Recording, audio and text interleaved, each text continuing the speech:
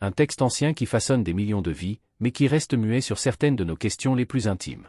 Aujourd'hui, nous nous penchons sur l'un de ces sujets, la Bible et sa perspective sur un sujet rarement abordé, le sexe oral. Cela pourrait remettre en question certaines de vos croyances sur l'amour, l'intimité et la foi.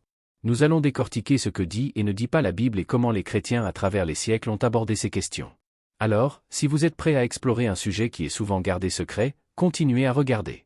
Et si vous aimez le contenu qui explore en profondeur la foi et les relations, n'oubliez pas de cliquer sur ce bouton d'abonnement. Commençons maintenant. Pour commencer, il est important de reconnaître un point important concernant le traitement des sujets intimes par la Bible. La Bible, comme beaucoup d'entre nous le savent, offre des conseils sur un large éventail de sujets, les relations, la moralité et même le mariage. Mais le sexe oral n'est pas mentionné spécifiquement. Il n'y a aucun verset ou passage qui en parle directement, ce qui laisse une certaine place à des interprétations différentes. En l'absence d'un mandat biblique clair, les chrétiens sont souvent encouragés à appliquer des principes plus larges d'amour, de respect et d'engagement mutuel lorsqu'ils abordent des questions concernant les actes intimes dans le mariage. Le silence biblique sur une question spécifique ne signifie pas nécessairement une approbation ou une désapprobation. Il impose plutôt aux croyants la responsabilité de l'aborder avec discernement. L'apôtre Paul en parle dans Romains 14h14, où il dit « Je sais et je suis persuadé par le Seigneur Jésus que rien n'est impur en soi, mais que quiconque croit qu'une chose est impure, la chose est impure pour lui. » Ce principe a été interprété comme signifiant que dans les domaines où la Bible est muette, les individus ont la liberté d'agir selon leur conscience et leur relation avec Dieu, en particulier lorsqu'il s'agit de questions personnelles entre conjoints. Bien que la Bible ne parle pas spécifiquement du sexe oral, elle fournit des principes qui, selon de nombreux chrétiens, s'appliquent à tous les aspects de l'intimité conjugale. Examinons 3 principes clés qui aident à encadrer la conversation sur ce qui est approprié dans un mariage. Une seule chair ? Dans Genèse 2h24, nous lisons « C'est pourquoi l'homme quittera son père et sa mère, et s'attachera à sa femme, et ils deviendront une seule chair. » Ce concept d'une seule chair ne se limite pas à l'union physique. Il symbolise un lien unique et profond entre un mari et sa femme. La relation conjugale est censée refléter l'amour, l'unité et l'exclusivité. Dans cette optique, l'intimité ne se résume pas seulement au plaisir physique. C'est une expression d'unité. De nombreux chrétiens interprètent ce principe d'une seule chair comme signifiant que les époux sont libres d'explorer l'intimité de manière à renforcer leurs liens et à respecter leurs relations comme sacrées. Consentement mutuel et sacrifice. Un autre principe est énoncé dans la lettre de Paul aux Corinthiens. Dans 1 Corinthiens 7, 3-5, il écrit « Le mari doit s'acquitter de ses devoirs conjugaux envers sa femme, et la femme de même envers son mari. La femme n'a pas autorité sur son propre corps, mais le soumet à son mari. De la même manière, le mari n'a pas autorité sur son propre corps, mais le cède à sa femme. » Ce passage met l'accent sur le consentement mutuel et sur l'idée que l'intimité doit être désintéressée, où chaque partenaire recherche le bien-être et le bonheur de l'autre. Ce principe est souvent interprété comme signifiant qu'au sein du mariage, tant que les 2 partenaires sont à l'aise et en accord, ils ont la liberté d'exprimer leur amour et leur affection de la manière qui leur convient. Le respect du corps comme temple. Dans 1 Corinthiens 6, 19-20, Paul dit aux croyants « Ne savez-vous pas que votre corps est le temple du Saint-Esprit ?» Ce principe appelle les chrétiens à traiter leur corps et celui des autres avec honneur et respect. En ce qui concerne l'intimité dans le mariage, cela signifie que chaque partenaire doit agir de manière à témoigner de l'attention et de l'honneur à son conjoint, en maintenant un sentiment de révérence et de respect. La Bible ne traitant pas explicitement du sexe oral, les différentes traditions chrétiennes ont développé diverses interprétations sur le sujet. Voyons comment certaines des principales confessions chrétiennes abordent les expressions intimes au sein du mariage. Le point de vue catholique. L'Église catholique a des enseignements spécifiques sur l'intimité conjugale qui mettent l'accent sur les objectifs unitifs et procréatifs des actes sexuels. Selon la doctrine catholique, tout acte d'intimité entre un mari et une femme doit être ouvert à la possibilité de procréation, ce qui signifie qu'il doit idéalement conduire à des rapports sexuels naturels ou en faire partie. Cette perspective est basée sur les enseignements de l'Église selon lesquels le mariage est censé être ouvert à la vie. Le sexe oral est généralement accepté dans l'Église catholique à condition qu'il fasse partie des préliminaires qui conduisent à un rapport sexuel naturel. Perspective protestante. Les points de vue protestants sur l'intimité au sein du mariage peuvent varier considérablement, car le protestantisme englobe de nombreuses confessions, chacune ayant sa propre approche. Cependant, de nombreuses traditions protestantes soulignent l'importance de l'amour, de l'unité et du consentement mutuel dans le mariage.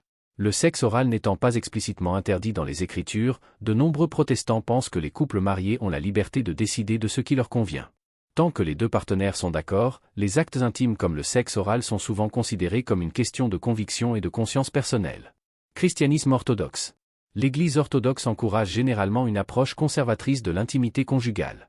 Bien que la tradition orthodoxe n'interdise pas spécifiquement le sexe oral, elle enseigne que l'intimité doit refléter l'amour, l'humilité et le respect.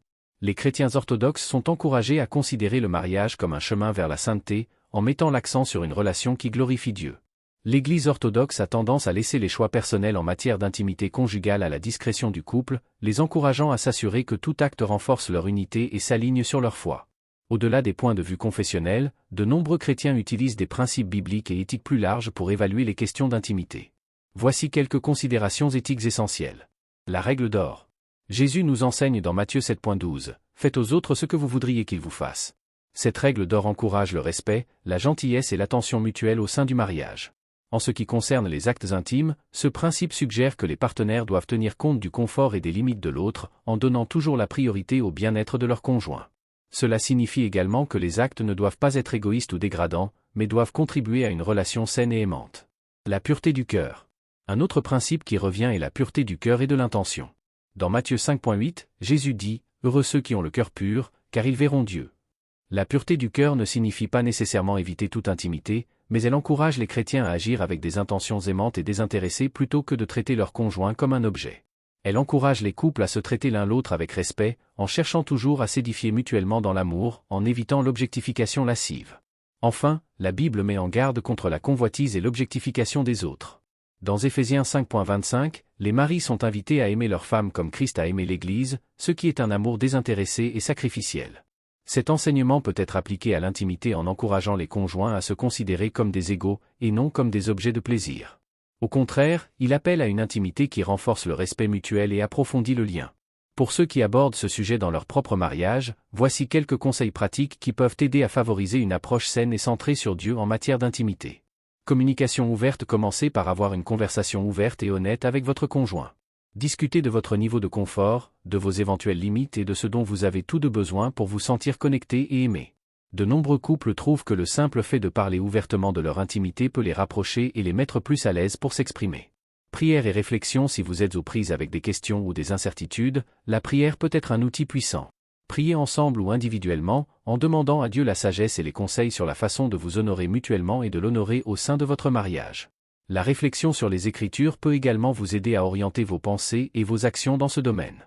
Respectez les limites. Le respect mutuel est fondamental dans le mariage. Si l'un des partenaires se sent mal à l'aise avec un aspect de l'intimité, il est important de respecter cette limite. Le respect des limites et des préférences de l'autre reflète l'amour et le sacrifice dont le Christ a fait preuve, contribuant ainsi à instaurer la confiance et le respect. Demandez conseil à un chrétien si nécessaire. Pour les couples qui ne sont pas sûrs d'eux ou qui sont confrontés à des difficultés, le conseil chrétien peut apporter des informations précieuses. Les conseillers formés aux principes bibliques peuvent vous offrir des conseils et vous aider à résoudre ces problèmes avec une perspective fondée sur la foi.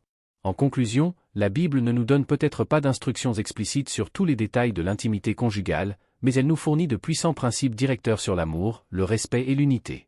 Aborder des questions comme celle-ci avec un cœur concentré sur l'honneur de Dieu et l'édification mutuelle peut conduire à une relation qui reflète la beauté du dessein de Dieu pour le mariage. N'oubliez pas que chaque mariage est un voyage unique entre vous, votre conjoint et Dieu. En vous concentrant sur l'amour, le respect et une communication ouverte, vous pouvez créer un lien à la fois épanouissant et ancré dans la foi. Si vous avez apprécié cette discussion, merci de lui donner un coup de pouce et n'oubliez pas de vous abonner pour plus de contenu comme celui-ci. N'hésitez pas à laisser vos réflexions dans les commentaires ci-dessous et à me faire savoir quels autres sujets vous aimeriez explorer. Merci d'avoir regardé et que Dieu vous bénisse, vous et votre mariage.